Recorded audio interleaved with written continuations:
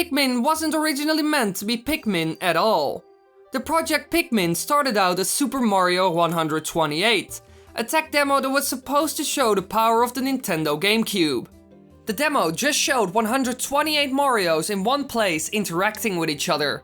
The interest grew, and Nintendo said that they were actually interested in turning the demo into an actual game. However, it never came this far, and eventually the idea turned into Pikmin. For some odd reason, you get a runnable debug executable file for Pikmin itself you can run on Windows if you extract the game files. Even the files for the game itself are in a format that is unique for the GameCube version. So, onto Pikmin 2. For some reason, unlike Pikmin 1, Pikmin 2 has a lot of unused content. In fact, a lot of it. About 30% of the cave's layouts were unused. Nintendo used a cell-generated system, so the maps are not actually on the game disc and are randomly generated. A configuration file would give a basic pattern, which items and which monsters had to be found. The rest would be generated. This leads us to being completely unable to show any of these maps. However, here are a couple of patterns. Back to the models. Before we have a look at some models, we might want to check the game's file system, as this one is completely weird. The game has every release and its content on every disc, in case they existed at the time. The files have different folders. PAL, the European release, US for the American release, and JP for the Japanese release. All of these folders are available on every disc. And all items are at least thrice on the discs as well, once for every release. Considering that the GameCube disc could only hold 1.35 GB at the time, that is an extreme waste of space. It makes it even worse that on the Japanese disc they only used the final models in the JP folder, leaving beta items in the PAL and NTSC folders behind. But it gets weirder.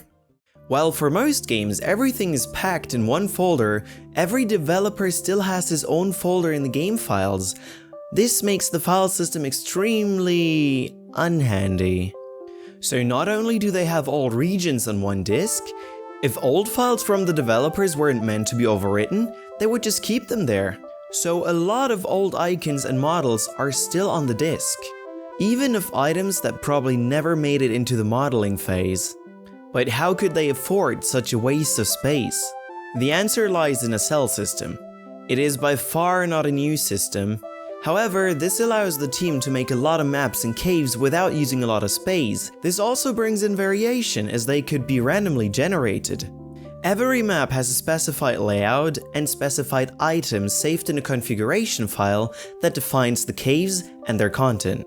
Not only did this make it possible to create a lot of content within little space, it also made it impossible to grab these caves for us, which isn't that great.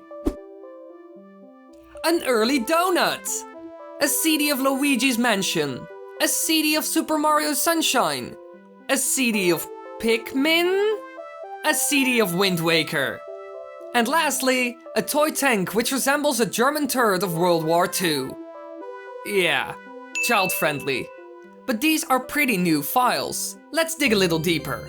If we look there, we can find a lot of files that turned into things that weren't even meant to be. Like, not even close. Let's give an example. What could this red spring have been? Exactly, a pink crayon. And this yellow spring? Garlic. How about this chess piece? It gets kinda close. It turned into a Christmas present in the final game. Compass? Nah, this better be a glove. Yellow leaf? Potato. Dead leaf? Kiwi. And those are just a few examples. In fact, all of these are still to be found under their old names. So the potato is still found in the game files as a yellow leaf, and the present is still called Chess King. If we dig even deeper, we can find even older versions of these items. For example, this sausage used to be a green apple. But before the apple was green, the early icon suggests that the apple was actually blue. And there are so many of these examples that we can't really show them all. But believe me, there's a lot wrong with Pikmin. Oh hey there, welcome to the end of the video. Do you want to watch more? Well, you're in luck. Just click the annotations on the screen right now or in the upper right corner and you can watch way more. And if you subscribe, then you won't miss a thing.